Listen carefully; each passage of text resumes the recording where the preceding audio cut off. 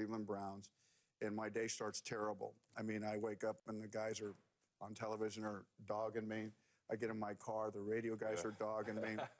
My mom doesn't think I'm doing what I should be supposed to be doing as the day goes. Even the woman at the gas station wants to burn my house down if I somehow let Cleveland down. It's a terrible job.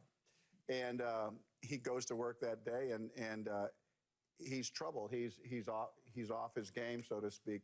But eventually he starts to get some traction, and it's a good date movie. I think it takes its place with some of the other movies that I've done in terms of Tin Cup and Bull Durham, Love of the Game, Field. I really think it has a chance to be a classic.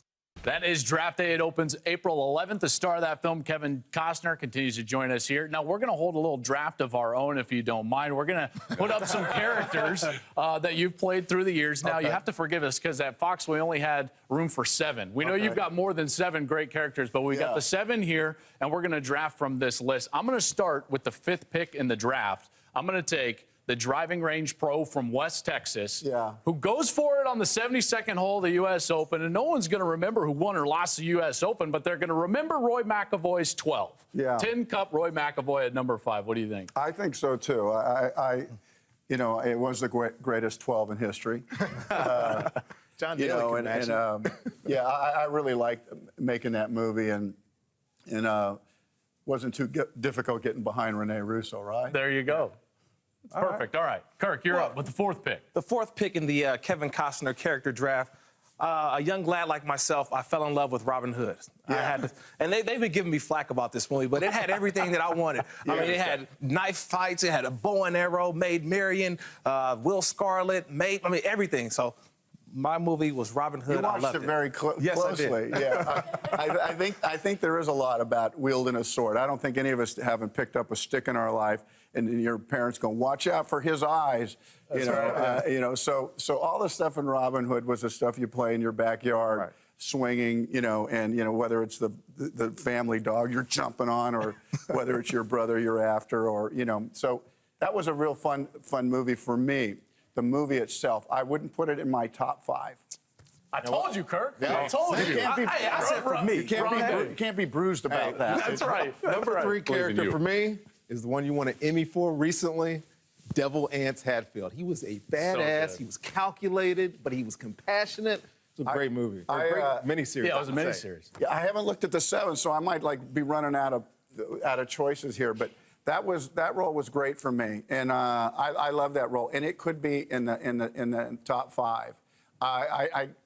Listen, I'm older than everybody, I think, so maybe I'm not remembering everything, but it could fall there because it did talk about American history in its most brutal way in one of our probably most famous feuds. Tim? Oh, if I could do a pre-draft deal, Lieutenant Dunbar, I'll take him number 1 every single year. Dances with Wolves, epic film. Loved this movie. There was so much to it. There was love, there was conflict, there was sadness. I love American history. Love the word Tatanka. This was a great film. It really was. It has to be on the list. It changed my life in so many different ways. I had already been acting, though, in some of these movies we're going to talk about, so those marked my career, too. But I think...